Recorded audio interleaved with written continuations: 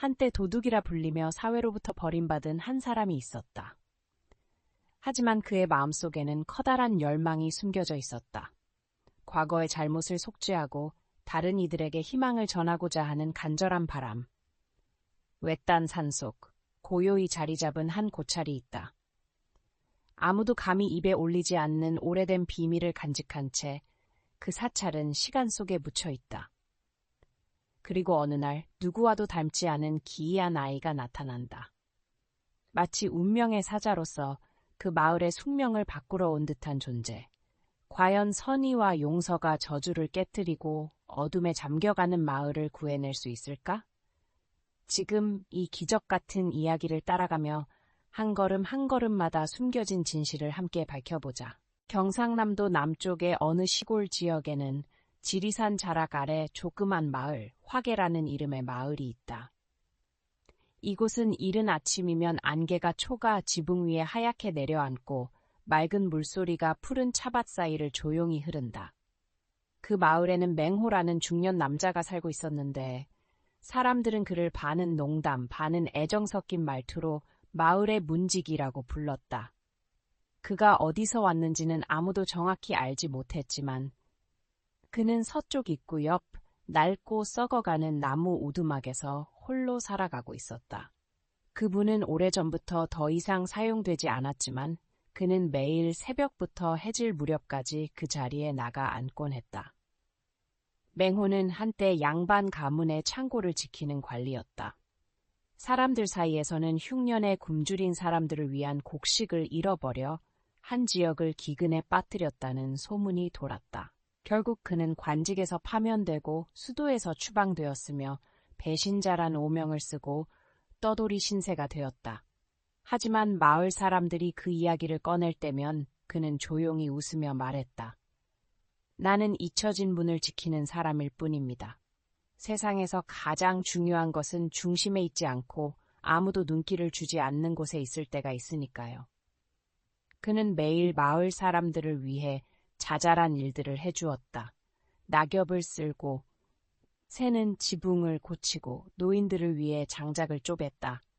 곰팡이 핀 쌀로 죽을 끓여 먹을 정도로 가난했지만 누군가 도움이 필요하고 하면 한 번도 거절한 적이 없었다. 마을 사람들은 그를 안쓰러워했지만 여전히 거리를 두었다. 그의 과거에는 떳떳하지 못한 무언가가 있다고 믿었기 때문이다. 하지만 맹호는 한 번도 변명하지 않았다. 그는 그저 길가의 나무 그림자처럼 조용히 살아갔다. 어느 날 그는 마을 입구 주변의 잡초를 정리하다가 얕게 묻혀있던 작은 나무 상자를 발견했다. 상자 뚜껑에는 초승달 모양의 문양이 새겨져 있었다. 상자 안에는 누렇게 바랜 종이 한 장과 눈물방울처럼 생긴 둥근 돌 하나가 들어있었다. 종이에는 이렇게 적혀 있었다. 마지막 문이 열릴 때 문지기가 바른 마음을 간직하고 있다면 누구도 본 적 없는 것을 보게 되리라. 작성자의 이름도 날짜도 없었다. 단지 마지막에 선명한 붉은 느낌표 하나가 마치 피로 적은 듯 남겨져 있었다. 그날 이후 맹호는 이상한 일들을 경험하게 된다.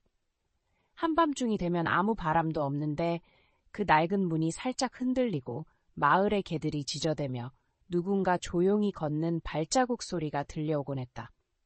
하지만 뒤를 돌아보면 아무도 없었다. 그는 무섭지 않았다. 오히려 그는 시험받고 있다는 느낌을 받았다. 마치 운명이 아직 다 쓰이지 않은 페이지를 그에게 맡긴 듯한 기분이었다. 봄꽃이 피기 시작한 어느 날 밤, 문 앞에 낯선 소녀가 나타났다. 그녀의 얼굴은 창백했고 머리는 엉켜 있었으며 옷은 찢어지고 더러웠다. 맹호는 그녀를 자신의 오두막으로 데려가 죽을 끓여 먹이고 낡은 담요를 찾아 어깨에 덮어주었다. 그 소녀는 조용히 말했다. 저는 마지막 문을 지키는 분을 찾고 있어요. 그분만이 엄마를 구할 수 있어요? 맹호가 물었다. 엄마는 어디에 있니? 소녀는 지리산을 가리켰다. 엄마는 저 산속에 갇혀 있어요. 사람들은 엄마의 영혼이 한 번도 열린 적 없는 문에 갇혀 있다고 해요. 하지만 문지기라면 그날 이후 맹호는 더 이상 문 앞에 가만히 앉아있지 않았다. 그는 소녀와 함께 산을 돌아다니며 도사들과 전설을 이야기하던 노인들을 찾아갔다. 그들은 이야기를 들은 뒤 조용히 고개를 저었다. 마지막 문은 누구도 건드려선 안 되는 것이야. 그 문은 어떤 장소로 향하는 게 아니라 그 사람의 본질로 향하는 문이지. 문지기가 마음이 흔들리면 자신의 과거에 삼켜지고 말 거야. 맹호는 깨달았다. 시험은 어떤 문을 여는 것이 아니라 자신의 내면의 문을 여는 것이었다. 그는 그 문을 수년간 걸어 잠그고 감히 들여다보지 못한 채 살아왔다. 꿈속에서 그는 종종 궁궐 마당 한가운데 무릎 꿇고 앉아 있었고 손에는 실종된 곡식에 대한 보고서를 들고 있었다. 누군가의 목소리가 들려왔다. 너는 자신을 위해 가져가지 않았지만 막을 용기도 없었다. 잠에서 깨어나면 그는 조용히 우물물을 떠다 얼굴을 씻고 다시 문 앞에 앉았다. 그러던 여름의 첫 보름달 밤 낡은 문에서 철컥하는 길고 낮은 소리가 났다. 문이 저절로 조금 열렸다. 소녀는 그의 손을 잡고 조용히 물었다. 준비되셨나요? 문을 들어서면 엄마도 그리고 아저씨 자신의 진실도 보게 될 거예요. 맹호는 고개를 끄덕였다. 그의 마음에는 더 이상 두려움이 없었다. 오직 묘하게 평온한 감정만이 있었다. 문은 완전히 열렸지만 그 너머엔 아무것도 없었다. 다만 새벽 이슬 같은 흰빛이 주변을 감싸고 있었다. 그들은 안으로 들어갔고 그 순간 모든 소리가 사라졌다. 그들 앞에는 하얀 숲이 펼쳐져 있었다. 눈으로 덮인 것이 아니라 기억으로 이루어진 숲이었다. 나뭇가지마다 맹호의 과거 장면들이 매달려 있었다. 구호미를 잃고 굶어 죽은 아이, 그가 마을을 떠나기 전 욕설을 퍼부은 여자, 그가 관직을 받을 때 아버지가 어깨에 얹은 손. 모든 것이 선명하게 드러나 있었다. 숨길 수 없었고 미화되지도 않았다. 소녀는 그를 한 그루의 늙은 나무 앞으로 이끌었다. 그곳에는 동으로 만든 거울이 하나 있었다. 거울에는 그의 모습이 아닌 한 젊은 남자의 모습이 비쳤다. 수척하고 눈은 깊었지만 눈빛은 희망으로 가득 차 있었다. 그것은 과거의 자신, 뭔가를 바꿀 수 있다고 믿던 시절의 그였다. 거울 속 목소리가 들려왔다. 너는 누구를 배신한 것이 아니라 다만 약해져서 약속을 지키지 못했을 뿐이다. 맹호는 무릎을 꿇고 두 손으로 얼굴을 감쌌다. 눈물이 흘렀다. 하지만 그것은 아픔 때문이 아니라 처음으로 자신이 용서받았다는 느낌 때문이었다.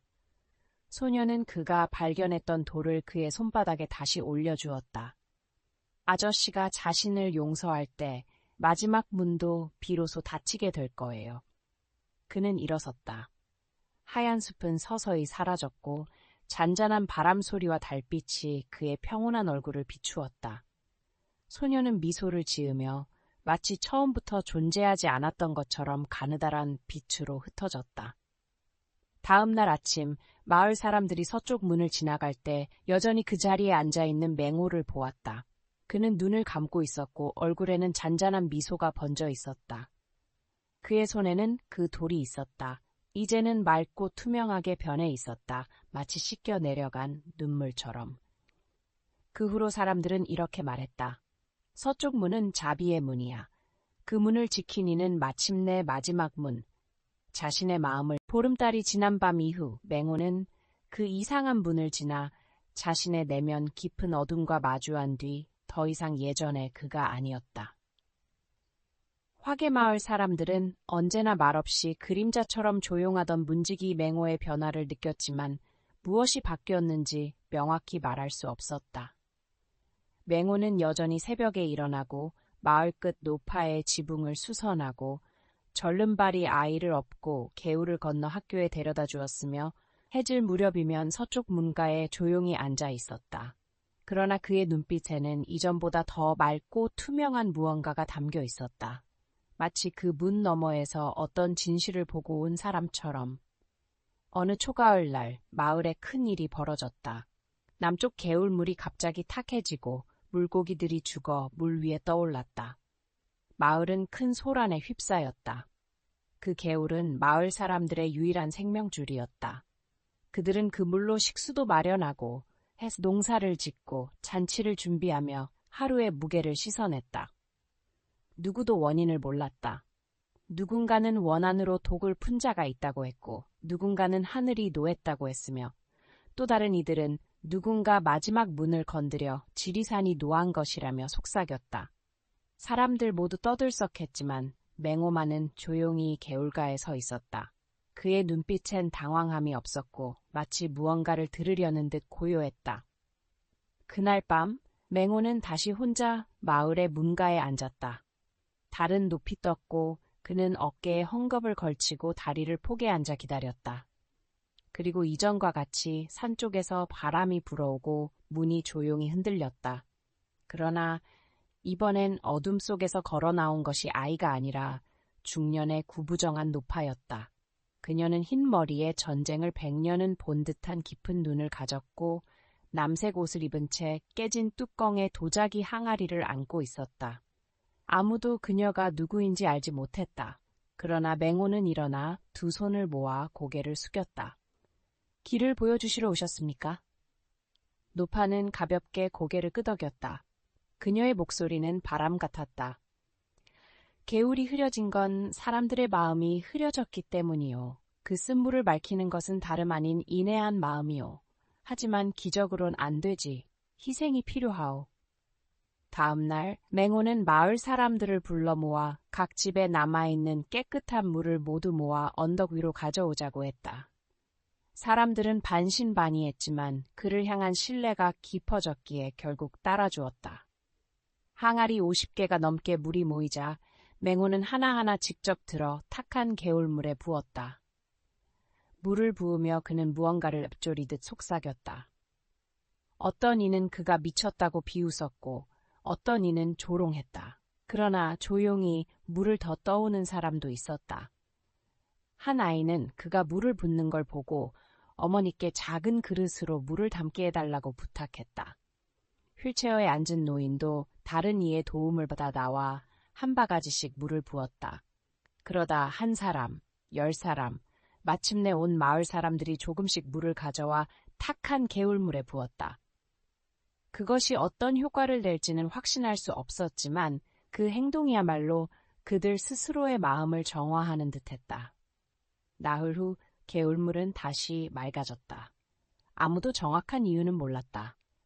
어떤 이는 밤사이 비가 내려 독이 씻겨 나갔다고 했고 어떤 이는 독성 물질이 흘러가 버렸다고 했다. 그러나 화계마을 사람들은 그것을 굳이 말하지 않았다. 대신 그들은 이렇게 말했다. 개울물이 맑아진 건 마을 사람들의 손 때문이야. 모두가 조금씩 인애를 모으면 탁한 물도 맑아지지. 그날 이후 한 젊은 여자가 서쪽 문을 자주 드나들기 시작했다. 그녀의 이름은 경순이었다. 그녀는 마을 뒤편 산자락에 홀로 살며 한때는 말을 하지 못하는 이로 죽은 자의 목소리를 듣는다는 소문 탓에 사람들에게 외면받았다. 그러나 개울이 탁해졌을 때 가장 먼저 깨끗한 물을 부은 이는 그녀였고 아무도 알아채지 못했다. 맹호는 그녀의 눈빛을 보고 그것을 알아보았다. 이 세상을 넘어선 무언가를 본 자의 눈이었다. 어느 날 그녀는 문 앞에 흰 천을 한 장 두고 갔다. 그 천엔 한 손이 내밀어진 모습이 수놓아져 있었고 갈색 먹으로 이렇게 적혀 있었다. 도움이란 닫힌 문을 두드리는 것이야. 안에 누가 있는지 몰라도 어쩌면 누군가는 듣고 있을지도 몰라. 맹호는 고개를 끄덕였다. 그는 이해했다. 그 후로 두 사람은 많은 말을 나누지 않았지만 함께 움직였다. 길을 고치고 맹인에게 울타리를 세워주고 늙은 한약방 노인의 약초밭을 다시 가꿨다. 그들의 작은 행동은 개울에 떨어지는 나뭇잎 같았고 소리를 내지 않았지만 쌓이고 쌓여 미래를 위한 걸음이 되었다. 그러던 어느 날 마을에 도둑 사건이 일어났다. 이장네 집에서 은괴한 상자가 사라진 것이다. 발자국은 맹호의 움막까지 이어져 있었다. 마을 사람들은 몰려와 분노했고 실망했고 어떤 이는 돌을 던졌으며 어떤 이는 외쳤다. 우린 당신을 믿었어요. 왜 이런 짓을 했나요? 맹호는 저항하지 않았다. 그는 나무 계단에 앉아 조용한 눈빛으로 말했다. 제가 문직이라면 그 문은 누구든 통과하라는 문이 아닙니다. 그 문은 우리가 스스로를 비춰보게 하는 거울이지요. 그날 밤 경수는 마을을 돌며 각 집의 문을 두드렸다. 그리고 사람들에게 작은 종이 쪽지를 하나씩 건넸다. 종이에는 단 한 문장이 적혀 있었다. 의심이 드는 이여 단 한 번이라도 서쪽 문가에 앉아보시오. 다음 날 아침 마을의 젊은 거지가 나와 모든 걸 고백했다. 그는 병든 여동생의 약값을 위해 은괴를 훔쳤던 것이다. 그는 맹호 앞에 무릎을 꿇고 울부짖었다. 당신이 침묵하지 않았다면 그들이 날 죽였을 겁니다. 왜 저 대신 벌을 받으신 거죠? 맹호는 조용히 그의 어깨에 손을 얹고 부드럽게 말했다. 자비로운 마음이 잘못을 품을 만큼 크지 않다면 그 마음은 누구도 구할 수 없습니다. 이야기는 마을 전체로 퍼져나갔다. 더 이상 아무도 그를 배신자라 부르지 않았다. 사람들은 이제 그를 자비의 문직이라 불렀다. 겨울이 화개에 찾아오기 시작하면 눈이 두껍게 내려 지붕 위에 하얗게 쌓이고 개울을 가로지르는 휘어진 나무다리는 얼어붙으며 사람들은 소모 속에 몸을 웅크리고 마을 전체가 고요에 잠긴다. 하지만 서쪽 문만은 보름달이 뜨는 밤마다 여전히 열려 있다. 누가 드나드는지 아무도 모르지만 모두가 그것을 삶의 일부로 당연히 받아들이고 있었다. 마치 해가 떠오르는 것을 당연히 여기듯 말이다. 맹호는 이제 마을에 없어서는 안 될 존재가 되어 있었다. 그가 대단한 일을 해서가 아니라 언제나 거기 있었기 때문이다. 조용히, 인내심 있게, 정확히 그 자리에. 그는 아이들의 이름을 모두 알고 있었고 노인들의 습관 하나하나를 기억하며 겨울 바람이 불어올 때 마을 문이 삐걱거리는 소리까지 외우고 있었다. 하지만 그의 마음 깊은 곳에는 아직도 답을 찾지 못한 질문 하나가 있었다. 왜 나였을까? 왜 내가 그 문을 지키게 된 걸까? 눈이 무겁게 내리던 어느 밤, 맹호는 서문 모퉁이에 마른 장작을 쌓고 있었다. 그때 아주 조심스러운 발소리가 들렸다. 돌아보니 10살도 안 되어 보이는 아이 하나가 서 있었다. 길게 풀어헤친 머리, 창백한 얼굴, 맨발. 아이는 아무 말 없이 작은 거울 하나를 내밀었다. 거울에는 달과 물결 무늬가 새겨진 나무 테두리가 있었고 표면에는 아주 가느다란 금이 가 있었다.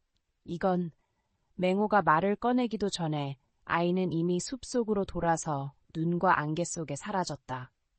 그날 밤 그는 혼자 화로 앞에 앉아 거울을 들여다보았다. 그런데 생전 처음으로 거울 속에 자신의 얼굴이 아닌 다른 장면이 보였다. 흙길 위 한 남자가 한 여자의 시신 앞에서 무릎을 꿇고 절망 속에 울부짖고 있었다. 거울의 금이 번쩍였다. 장면은 사라졌다. 심장이 쿵 내려앉았다. 그는 그 장면을 기억하고 있었다. 그 남자는 자신이었다. 이번 생이 아니라 아주 먼 과거의 어느 생에서 그 여자는 자신이 사랑했던 사람이었다. 그리고 자신의 이기심으로 인해 그녀는 죽음을 맞았고 그는 구하지 않았다. 차가운 눈처럼 그 고통이 가슴을 파고들었다. 그는 알았다. 이 거울은 여러 생을 잇는 결계이며 자신이 이 문을 지키는 이유는 선함이 아니라 빚이었다는 것을. 그날 이후로 그는 거울을 볼 때마다 다른 조각들이 나타났다. 어느 생에선 국어라는 이들을 내쫓았고 어느 생에선 가난한 농민에게 사형을 선고하는 문서에 서명했으며 또 다른 생에선 병사들이 한 여인을 끌고 가는 것을 외면한 장면이었다. 그 모든 인물은 그 자신이었다. 다른 이름, 다른 얼굴을 했지만 같은 영혼이었다. 그 장면 하나하나가 정신을 찌르는 칼날 같았다. 거울 속 금간 조각들이 마음속에 꽂혔다. 날이 갈수록 맹호는 점점 야위어갔다.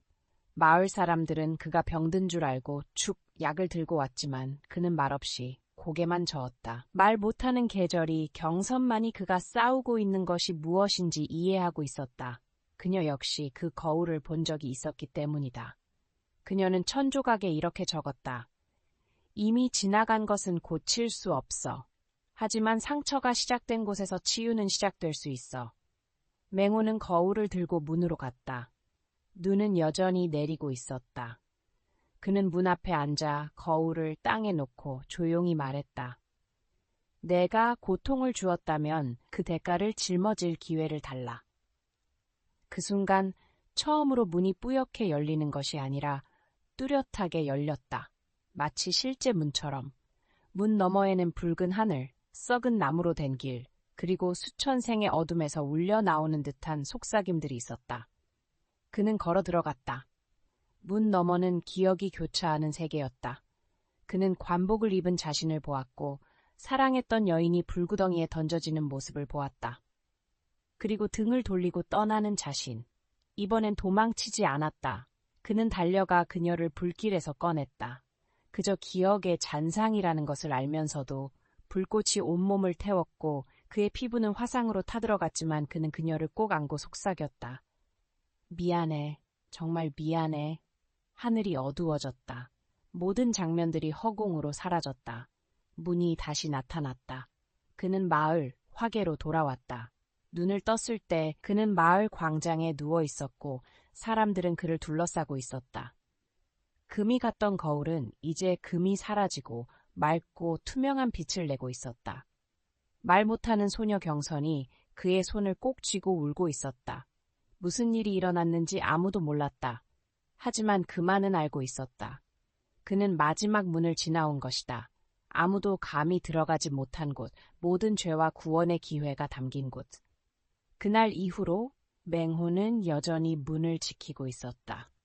하지만 그는 단지 마을로 들어오는 문을 지키는 사람이 아니라 사람들 마음속에 있는 문을 여는 사람이 되어 그 밤 이후로도 화계마을 사람들은 여전히 맹호가 문 옆에 앉아있는 모습을 보았다.